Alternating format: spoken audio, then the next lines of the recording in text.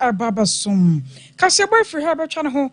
Na faber fontenta fidie no so ayo www.sompaonline.com ko no ansam ni nyinada wobanya bi no wakenkan yadam live Facebook na fa YouTube ayo Sompa 93.1 anansam wa de ba no yedi makoti no binie another dia ana yera John Dramani Mahama ya Ghana for kwato aba eyi no December boso da to so enso no woso afenam ya woso aye na yera John Dramani Mahama na be de kire Professor Jenano Pokwa Jimanso ana wono so afenam soyo na nsampi no a ana piepie mu yera John Dramani Mahama brenda woso afenam woso aye na wode atodwa a kire mu so obarasa Ghana for yensem wa ebeka no wobetie na so pampa no de aye adwuma ma man ye kebema menka bi no eno so atumi aye adwuma na sene ya Ghana enim se ne Nigeria man ye kwa hwe aye nche no ena Nigeria man panyini wono so ye hoho sonko kra ya another dia wode na nem onyam sonko bata kire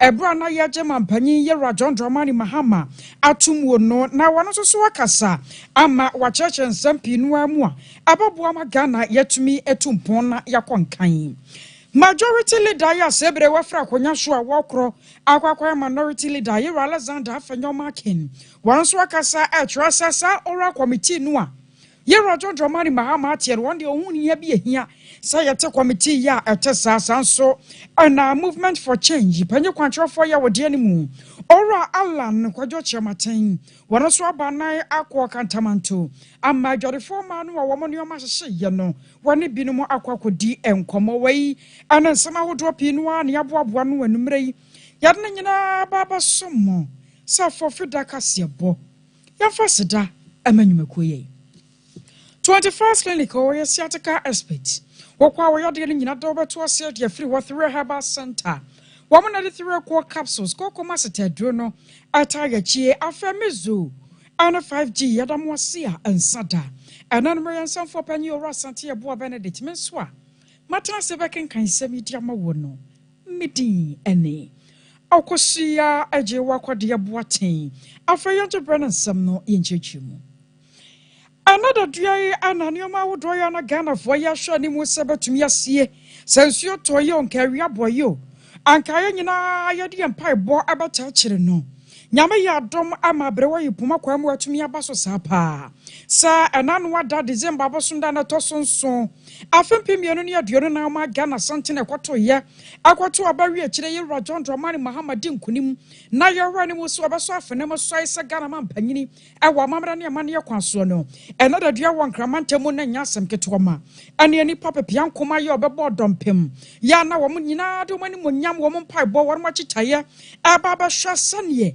ye roye besi bia so afenem asoi na nsem wo de beto dwa ana sade ho hyehyɛ besi bia ye no na ano odin pa enipa wodo bia won mo firi nkrofo amaman so a won so babata eche na aba se aduonu ba ko ane ekire yi ana won mo ba ye na bra ye John Dramani Mahama aba ya no wo so afenem wo no abusua na anuoma no odin sa ye kwa abakwasem mu kakra ye John Dramani Mahama wono nko ana mampanyina waso afenem asoi ne mprensa so ya another dua aka ho omanfo baka ebra ye John Evans Fifia Tamils nyamenfa ne kra ensie yie pa wokwa ne kra chie no panyi peso afenam suaye sa Ghana mampanyini ba betena akonya so ewe kire omanfo kokoto aba ama panyi peso so dinkuni mu a wa betena akonya sa Ghana mampanyini ya 2016 abato ne mu no wodi ntwo ewo mu ano na 2024 abato ya to yeyi ye John Dramani Mahama sanso adi nkunim a weka ho a na sanem pransa so a waso afenem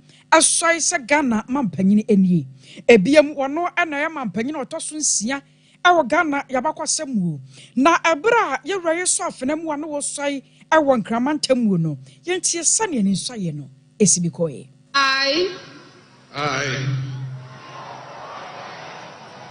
your name John Dramani Mahama do in the name of the Almighty God swear. Do in the name of the Almighty God swear. That I will bear true faith. That I will bear true faith. And allegiance. And allegiance. To the Republic of Ghana. To the Republic of Ghana. As by law established. As by law established. that I will uphold and that I will uphold the sovereignty and integrity of Ghana, and that I will preserve, protect and defend the Constitution of the Republic of Ghana. So help me God. So help me God.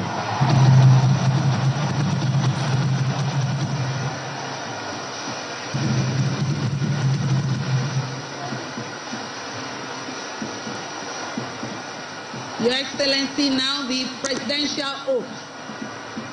I, John Dramani Mahama, having been elected to the high office of President of the Republic of Ghana, do in the name of the Almighty God swear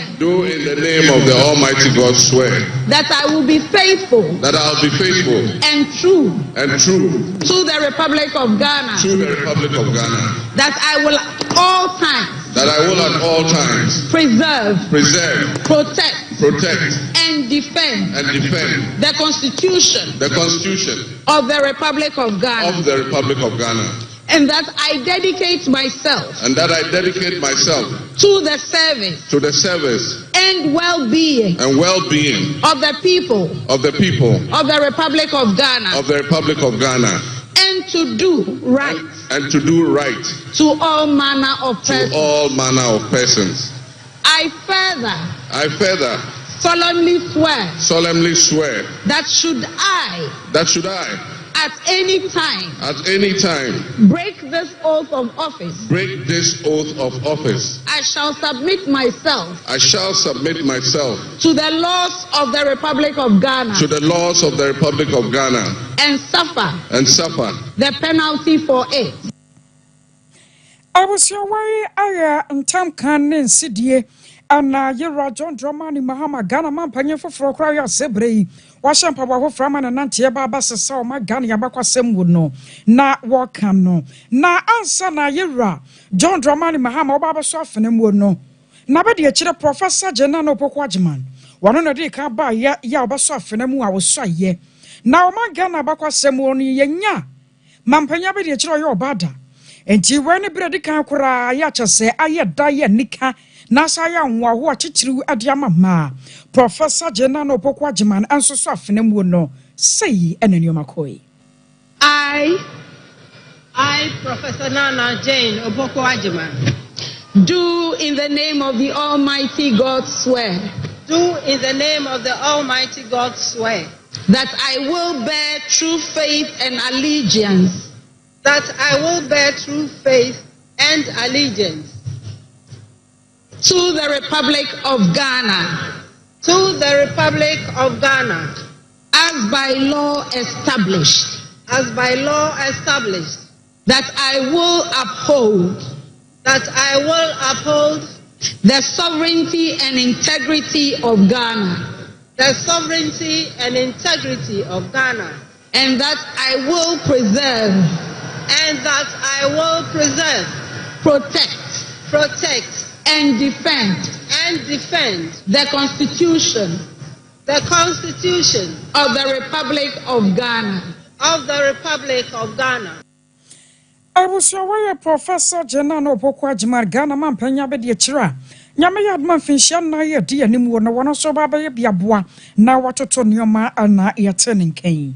Na abra nsidie ne ntam kan nyina kwa na wie ye don na kwa nya sama panyine asebre yi obetena konya so ye John Dramani Mahama wobaba sebribi de kira Ghanafo ni kirimopo na ni so de hu ne botayo ne de ntia Ghanafo to obama no anuoma wodo ayenhwe ni mu sa yensa betumi aka ye John Dramani Mahama fabie no wode to dwatro se apanyine biya so obetena konya so na wanhwe se nkabom ba ye adwuma na de kokoti menko ana menim menko ana madwene mu dɔne ade ye adwuma aya na memo ne bubo pa eni nti ne ba wo ba no wo ba na fam de bia de aboa wam se ba akofo nsantome so nyame ne de no nti ne wosere se Ghanafo nyina yenya bi mfam wone momuo no ne de pa ya wosere se obetumi aye honhom mu ana wona mudi aboa no yesa Ghana for hawo ana ye ne yasem wa ye beka no wo betimi atie ne nyina wasopam wo de ba ye adwuma na atumi aboa o man no wo se amfa wona wo nia no manyokuo ye awodon ana sempo sane ye wahusuo bobere esitie ne party kura wo firi muo ba bia wo firi wo ba so ye asanteni dagombani ana senkranni ni ba bia ye kaka ho no wo ba se ba bia wo kasa no ebedu nanim na afi wo betie ne nyina wasopam a wo ba ye na aboa ma Ghana ye kebima men kebino atumi aye adwuma saa. Fondly grateful for this moment, a cornerstone in our journey towards a brighter future for Ghana. In this resounding victory, I see a clarion call, particularly from the youth of Ghana, a generation that is brimming with potential and dreams that are waiting to be realized. This moment, the powerful affirmation that your voices matter, that your aspirations are valid, and that your future must be our priority. We're committed to translating your hopes into action and creating opportunities for education, entrepreneurship, employment, and empowerment. Our policies will be tailored to sustain innovation and foster industry that engages today's young minds and equip them with the skills needed for tomorrow's challenges. Together with the private sector and captains of business, we will create decent and well-paying jobs. As we embark on this new chapter, I assure you that our decisions will champion diversity in all facets of governance, ensuring that every Ghanaian, regardless of your ethnicity, your gender, your age, your religion, or any background, will have the opportunity to contribute to our nation's story. Ghana's youth represent the heartbeat of our democracy.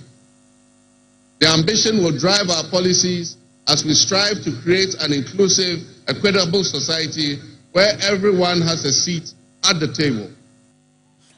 John Dramani Mahama Bra. Now workers are children and so the where dear fat or my Ghana so betie a war asupem. Alphabia no fun upon me someone or so. You John Dramani Mahama to us, which we say, maybe a chamoy the kakraka. Abasanka, we are more my Ghana and Sakaya dear, I COVID-19. Was saying yes, or my Sabia would run your doctor for. Biana one ma being my Jumana broso, a ya woman more than bore actually quan Kenya. Uncle Mary dear Tia Nanki and Tia Sempacura. Eruntin Yamia dum no why ya wabayi, Saman Penny. Wabara so my Ghana, Sabia would one. One Macadia would draw woman here, but to me, dear woman, nothing, so I don't put a phone and nurse for. Why you are Padiama, my Dana Danata, Yapom de Munsem, Umbemium. The Arctic ice and permafrost, there's a greater likelihood for viruses that have been frozen and thought to be extinct for decades, perhaps even centuries, to begin to spread and create another global pandemic. The changing climate conditions, increased population density in urban areas, and mass international travel are enabling existing viruses to spread and mutate at a faster rate than they did before. This is a serious challenge.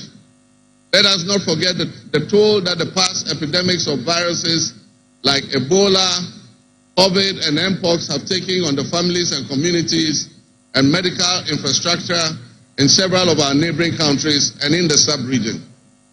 Let us also not forget how swiftly and completely the COVID pandemic brought the entire world to a screeching halt.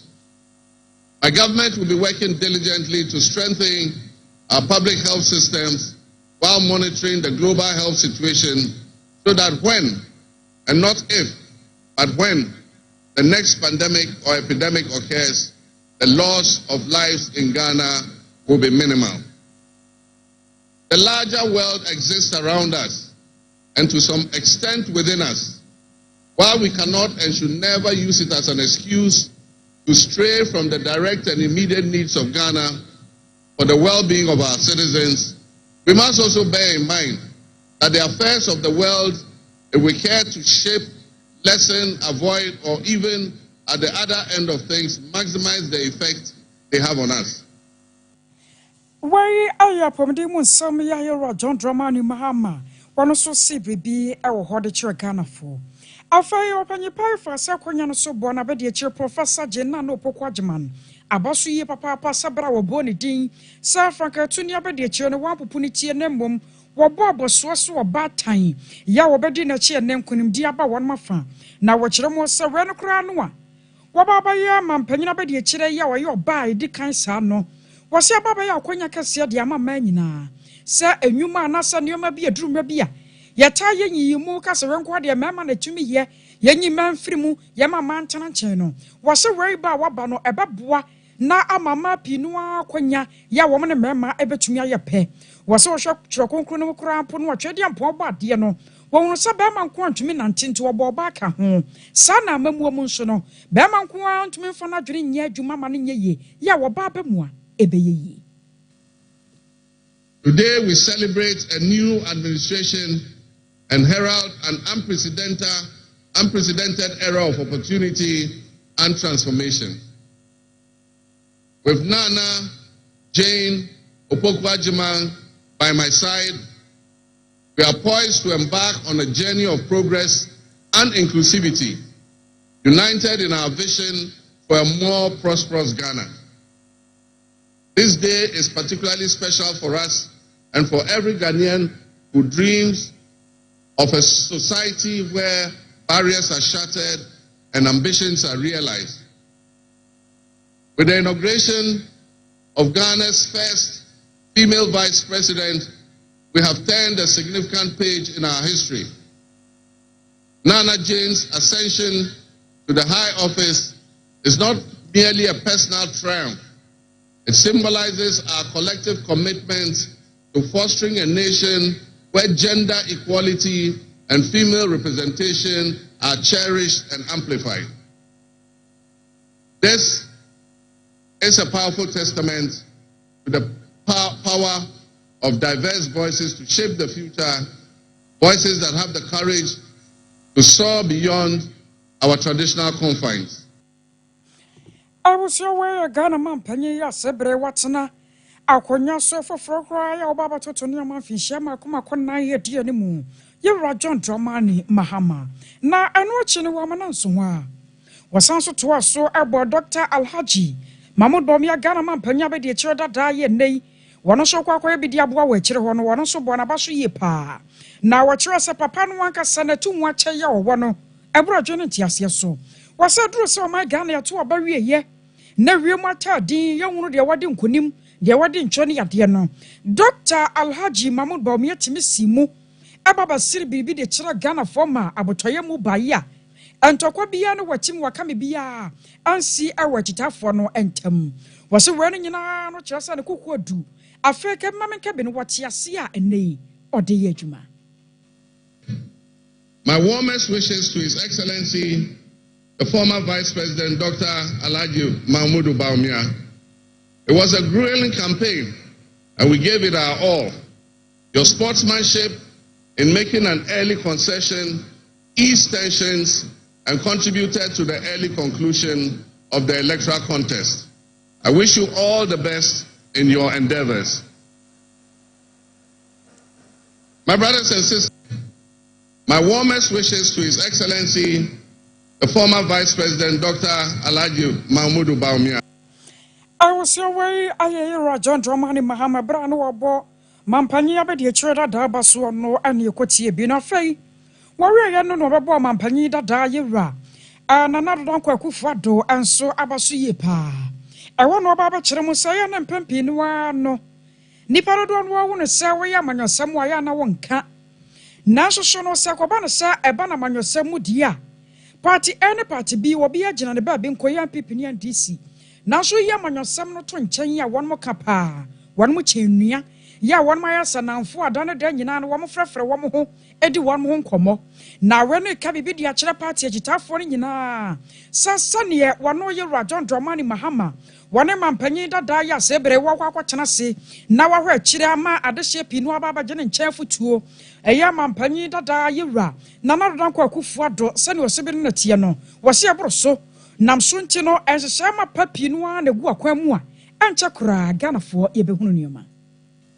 Today's exercise between the outgoing president, His Excellency Nana Addo Dankwa Akufo-Addo, and I feels a bit like a deja vu. That is because 8 years ago to this day, on January 7, 2017, we shared this same space and performed this same transitional exercise.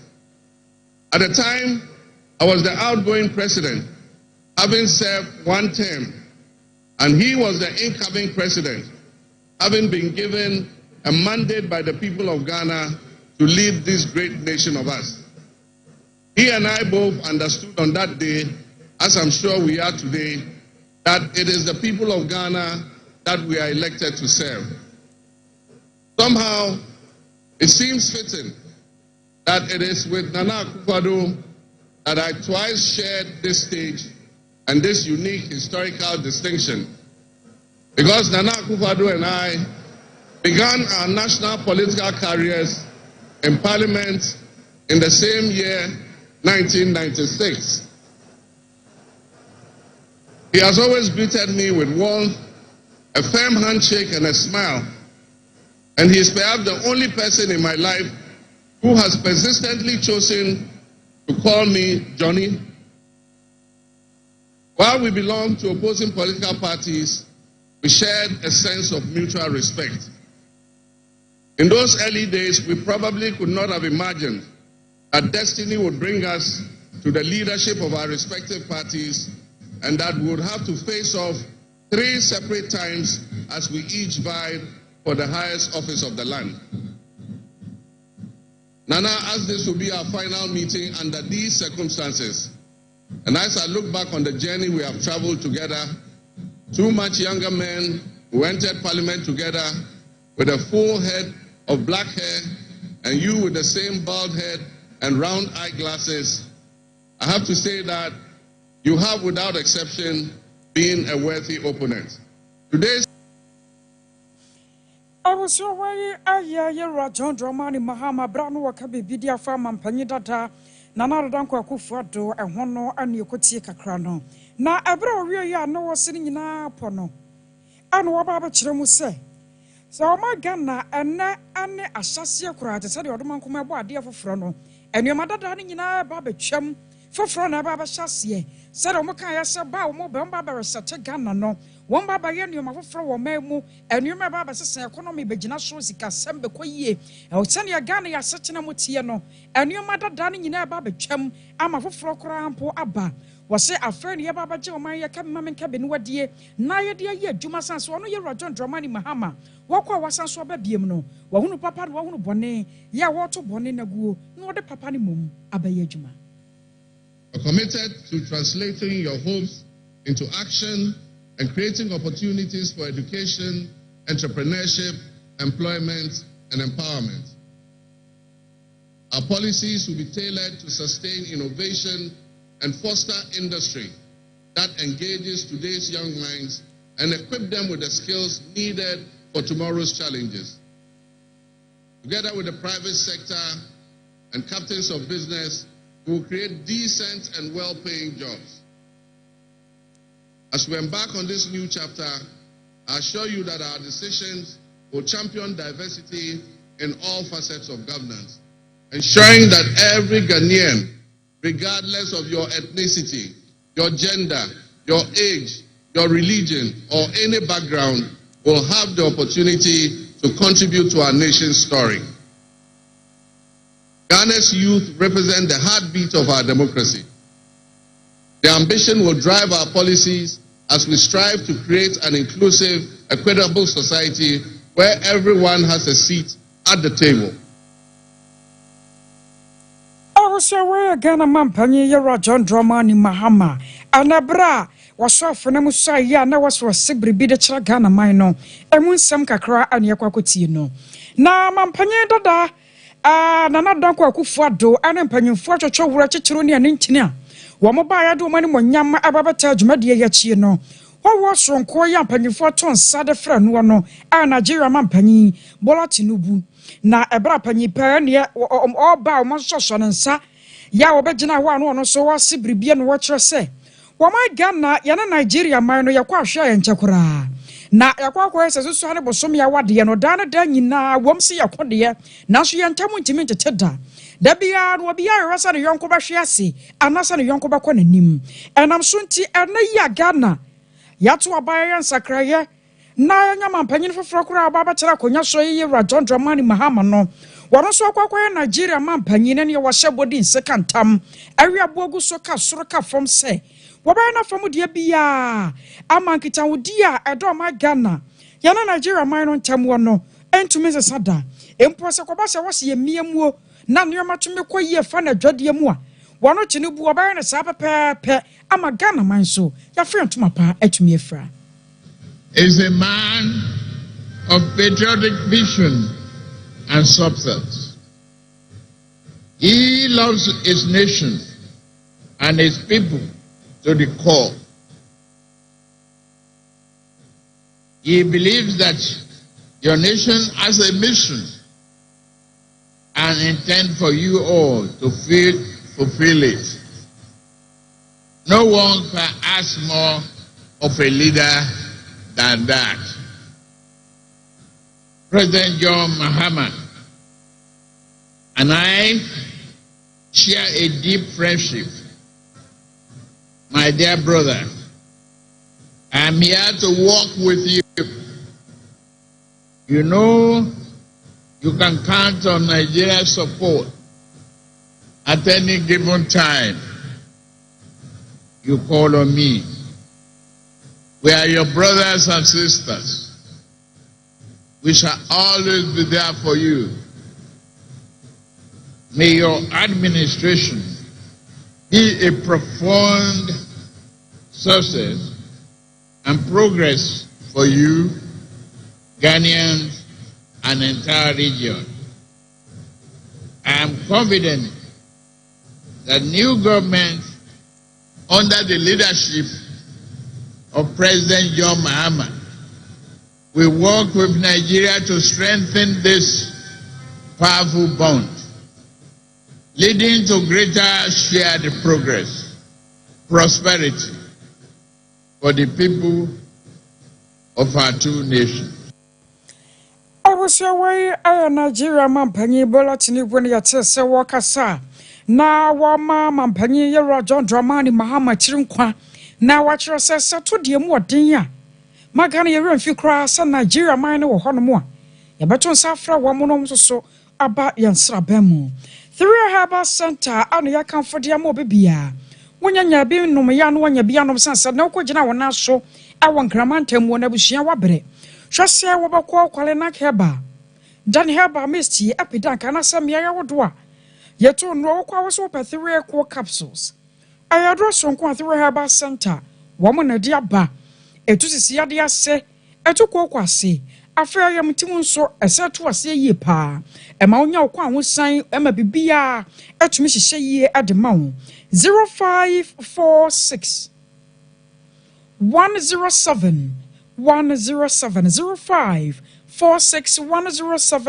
107 21st clinic na wasa the sciatica expert when fa na ye to ase entina na sanwade ba na omromu no emu na twetwew emu hyehyew wotena se abuai wosode abuai new year yi so wasade yade na ewuramu hwese obekọ 21st clinic njana dokotafo won matimi ahwe pa sansa fera nyoma pa no gu akwan mu banti hyase so obeyo nwodro no watumi anya bi ama wonsa aka laboratory centers no de dodo no na wo no maso ye ya massage nso wobetumi aye obi kama kuma se hwehwe wo mu ahwe overseas junction oboase wo cancel quarters court junction won mu a Accra wo do market o afa sunya ne nkranza ana tachiman bibia ne ate wo ma ho mamu ai ewo 0540 311 311 0540 311 311 Mizo ana 5G ansunie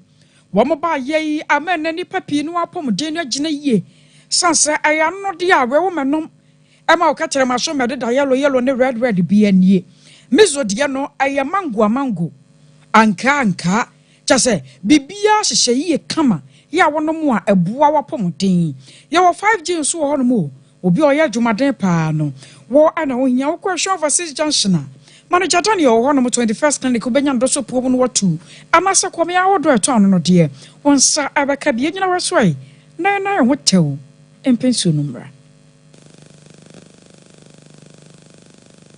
Yenyina ye tie Sompa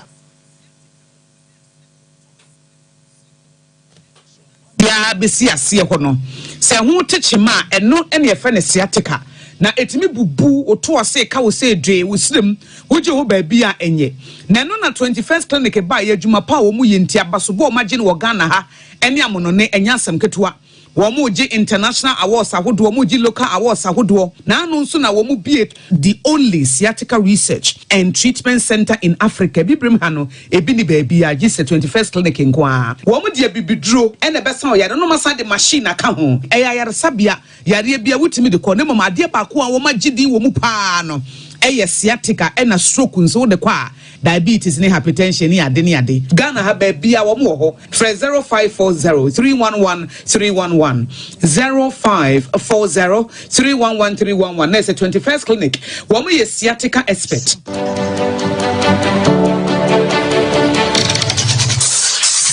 Introducing Mixer 5G Sparkling Drink, a whole new refreshment in a can. Mixer 5G is a tasty non-alcoholic drink. It is a perfect companion for all your events, including parties, weddings, and funerals. It is made with green tea, ginseng, guarana, grapes, and grapefruit.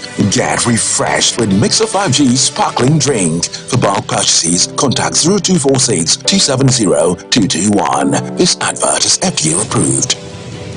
Brakasa ye duabon waso a ne dwumedi wo nipadua biara pomden ene na brabo mu ne hien yi pa enye prekasa nko nuaba ne ahaban bi te se kwunsusu a abonwono ne dia akeka ho no kura enwanunu ahodo a ekwa animu yi ankasa brakasa ne sa nuaba yi binom ne akeka bobudi afa abefo kwan so a ye dia ye prekasa powder siesi nipadua na abakwa ahodo no ho ban afri mpani yade ne yade ahodo pi ho fa enkodate de ma baako freduane anopa ne anwumre anafa enkodate de ma baako woni nsuhie yeti anopa ne anwumre wobra wodidi awie ubenya prekasa powder to King's Walk Herbal ne Heroes Herbal Accra Okechi Drug Lane Dani Herbal Kumasi Mensa Takrade Mose Pharmacy ne Greenlight Pharmacy Sunwane Cash and Carry Supermarket Asantwa Herbal ne Bibidro Depot Techiman Sewa Herbal Mampong etufo mfre 0550 19 15-14 prekasa powder aduane san yedro FD ahwehwe sankra to emu agi atum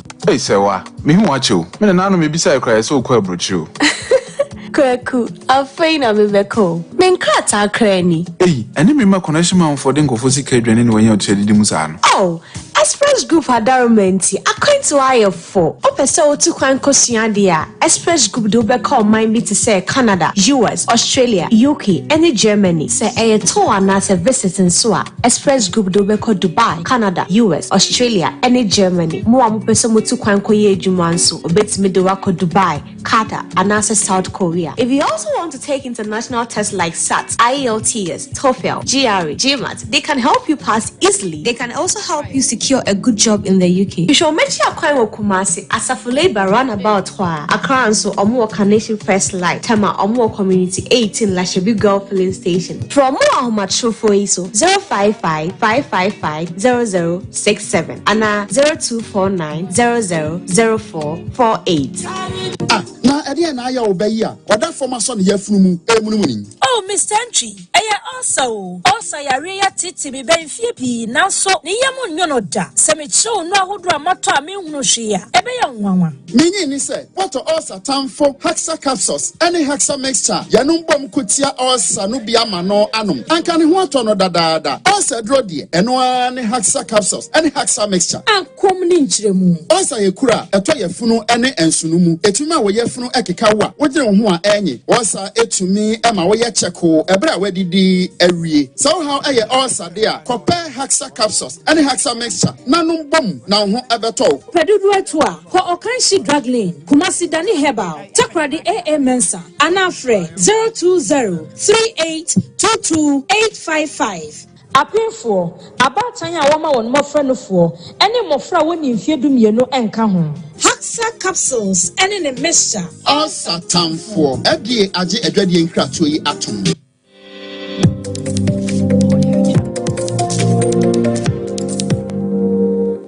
Sompa TV, Emma Akitiapa. I was your Damina say to and some no aso. Na Anchabia, Anam Panya John Dramani Mahama. Our pioneer can say, oh, Raya, and nay, and no ya, but your course from Koya, one so Baba share Amakata, Sana Prayer one more. Woman can a quan so a war NPP Abemu. Woman di Ghana Sikano. As I phone in a maraba to me one more D, na Ghana phone with Sadia no mutua, na one more a I can't be ama and nay. Nipa wofra konya so se majority leader nei wakwa minority leader awo mrashebe dofie Yero Alexander afanyoma ken enso akasa etro se sa operation recover all loot no a ye twante aka ne se oral committee ya Yero John Dramani Mahama pa won one de asabio wo hunu hia bi ehia se yetumi power bejoko ye tese yi na ade no kora no esane o ma Ghana yanhye setie no Kata shapro ya jurumu de kankan no tini wa special prosecutor ya wahwade hu dwuma enje se wasan so kopa ora committee na wo mso ba badi sika nyafunyafua ena na de be pa ena hia sa committee ye be pa wo. Nobody should ever fear leaving government. Nobody should ever fear getting into government. If as a political class we mistreat ourselves, there will be nothing left for the governance of this country. I therefore would want to add my voice to the call you made, Honorable Forson, that we should have a better way of dealing with issues of alleged corruption, where we believe that somebody has committed a crime. We should allow due process of law to take effect. It is on this note that I condemn in no uncertain terms the establishment of a so-called committee called ORA. I hold a humble view that it is a needless committee. It has no constitutional backing, and this committee is only in for personal vendetta. If we allow this committee to continue with its so-called wild goose chase, it will disturb the governance of this country. We don't need any so-called aura. We have institutions of state. However unhappy we may have to be with their work, we must support them to do their work. We don't want people to be chasing people into people's houses, going into people's bedrooms. I was sure Ayoro Alexander Fanyoma can na watch Moses Koswat na say Yanshai. Amasa Oral Committee. One Baba Bazi or my Ghana Mwaba Hajini. A moment I'm one way of Boon and your Maba Jensamu.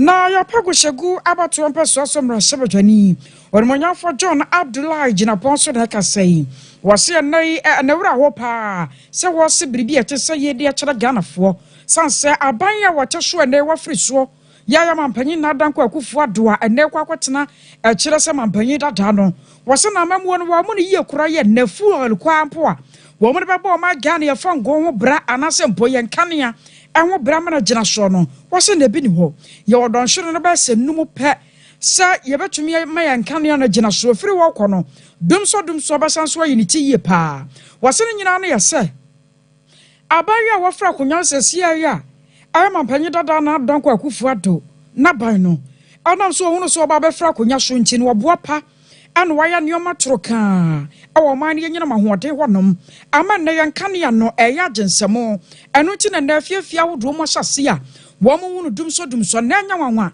sa emfie kakra ya akade animuo no dum so no bɛhyase ayi ne ti kosese ande siamanyoko no wo mbasa ne hyehyɛ mapa asagu akwan 5 hours of fuel stock. If you look at heavy fuel oil and distillate fuel, we don't have up to 2 days.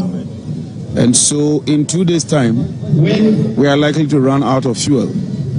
This administration has not ordered any fuel as we speak. And it takes on average 4 weeks for the fuel to arrive and 4 weeks for the fuel to be treated.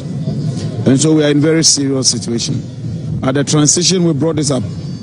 The outgoing administration assured us that they had procured some parcels of fuel.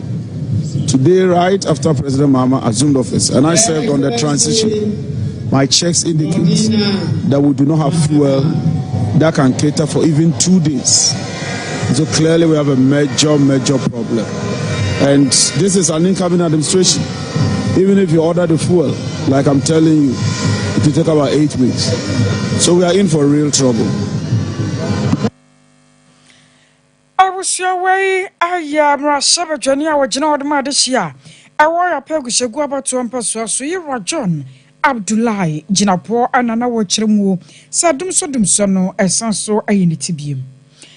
Ya kwansanfo from na movement for change kofa bai ayera Alan ko George Matena wono so waba nan akọ kantamanto ane bia ya wodo a na nsaya mu akwahye ya madwerefo womani tutuka warmansamu na ebra wakoye no wone na chichafo no bi ana bodompem akodo wonmo a womkokoro ya sane agya no se bi ye adwerefo no ma ahye ana sane mu arehosam esi atie na ebra yewra Alan ko George Matena kokodo ye no ana watchra sa wasane wekura na posa no nsabo ntimi ma ne nsansa sa no nsa na nani ansanso enko namso ntino kitansam 100,000 Ghana cedis wode eye bi ade aboa wase wani nyina no adwarefo no fa hwai no mo fa prapra kwan mu sane ebe na betumi aboa na wo mo ne o ma ehye no wo betumi enye sika kakra ade abo mo bra wani ba omo yes ana yes sabi enkoyi economy aye kan economy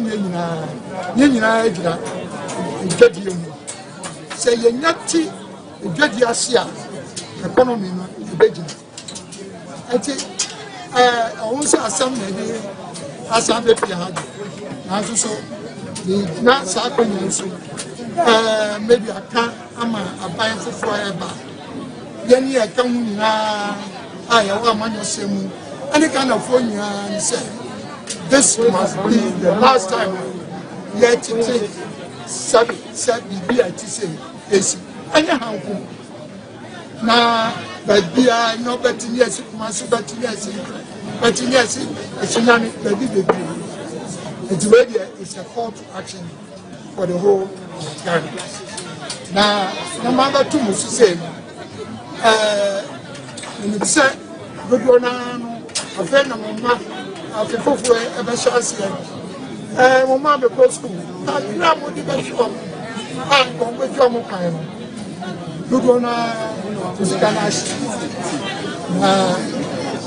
akra means let me apuamo atemukano so maybe 100,000 Ghana cedis 100,000 Ghana.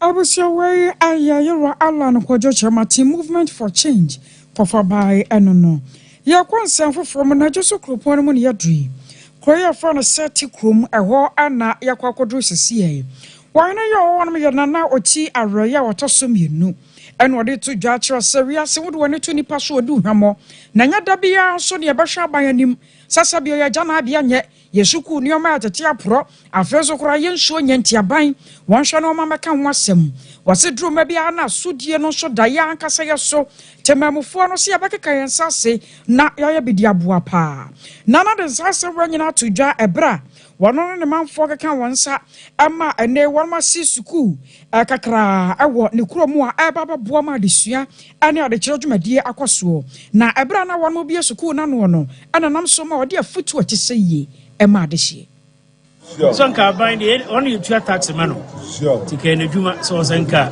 afidu kwa na wo meye hwe kwa nko ba be chia yi na yehunu se da bi kwa de tax fire no wotinya ba krom ya kra be chia ba so de tuwa sa ban be ya enyi o se kro no ya ne aso kan ho bomu yi di to etisi enyi be kan ho bomu didi abomu no ene na mama hye sa de asia me yi ti aban de kakra wo mu betimi de abeboa ye di school no obitima abeboa ya aban ti a o meboa ye se de aye ba be bie akane makakra bi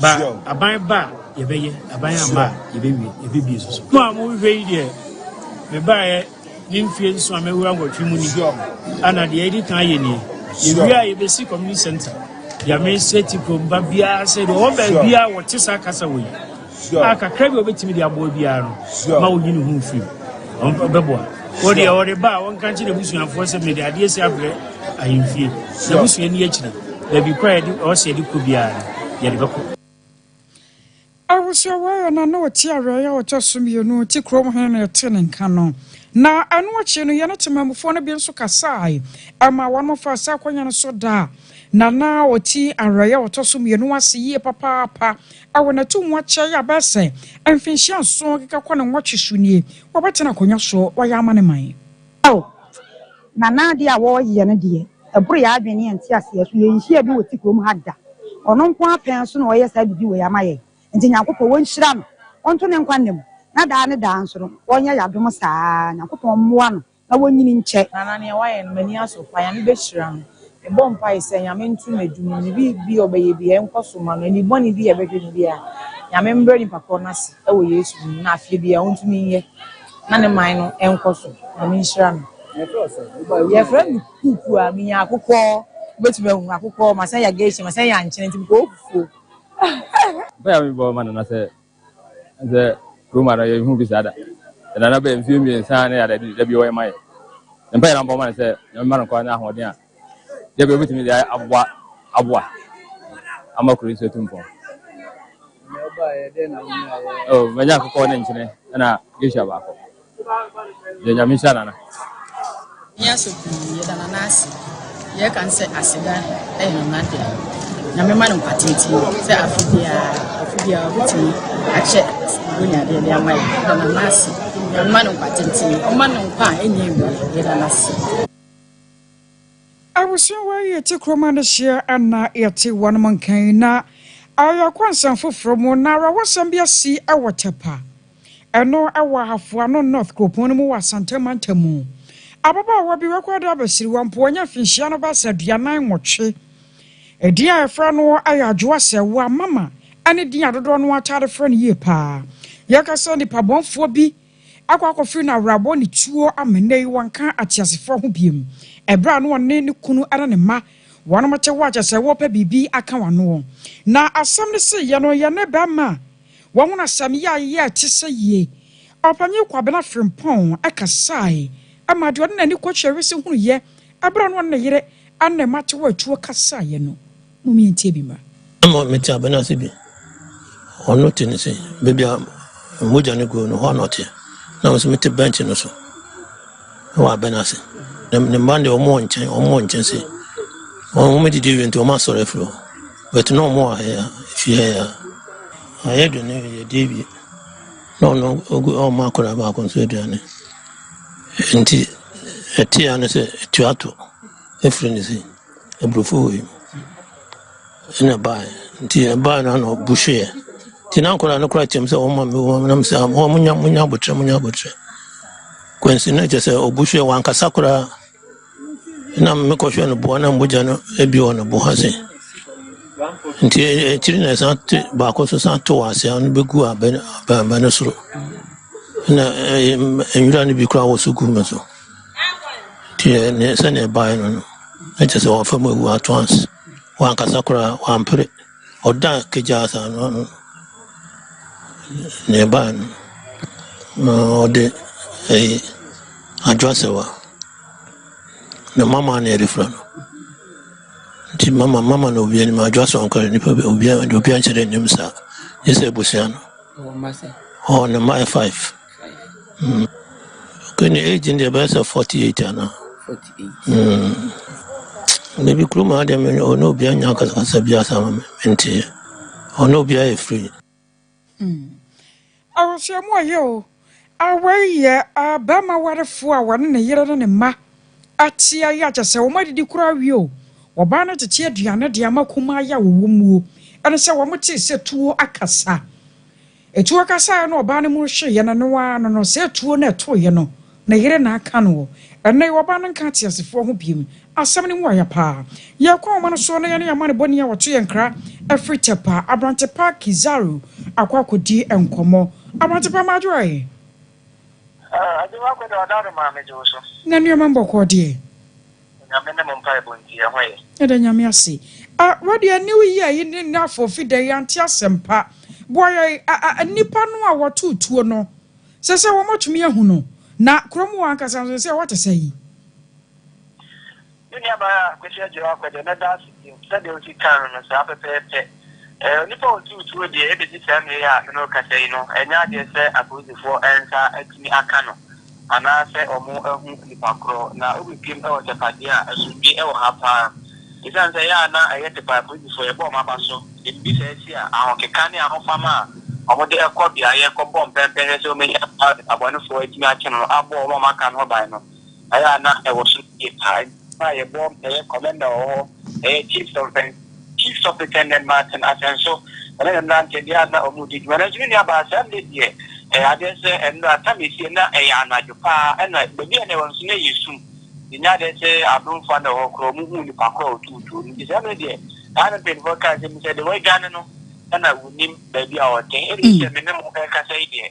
And now there's a police for answer. I think I can't said with this Yamana Semon. You na yan shababi a wabani ni kunu ne matie yi anyambia ho ben wura mu anasa nsa obi a manu aduane a mudi de menim de beka obi a wo kwa hye baabi sɛ wo tutuo de abɔ ɛwɔ no kyesɛ kyerɛkyerɛ mu kakra nda ba da se baabi a ɛyɛ saare wo sɛm no esi no ɛhɔ ɛyɛ new that kakra na ehim ɛyɛ ade a na ɛwɔ hɔ a de obi ɛkɛ ɛbɔde bi ho ana dan bi nkyɛn kra ɛnya ade sɛ ube ho no isan sɛ ehim wɔ na ɛhɔ sɛ new that kakra nti ɛna ɛkɔfa saa ba ya ɔman ti ɛhu ɛyɛ nipa kra o tutu baba ndi wɔ sɛ wɔte ya ndi tu na kasa ede no efia kunya so atofo mo hwɛ na sɛ ade sɛ etu no ati aka ni na ade hɔ no light ni hɔ ana efia hɔ no light ni hɔ kuna so efia hɔ light ni hɔ ɛne saa mantɛ mu kakra ne de na light bia eni hɔ a esum ka bi ba na ɛwɔ hɔ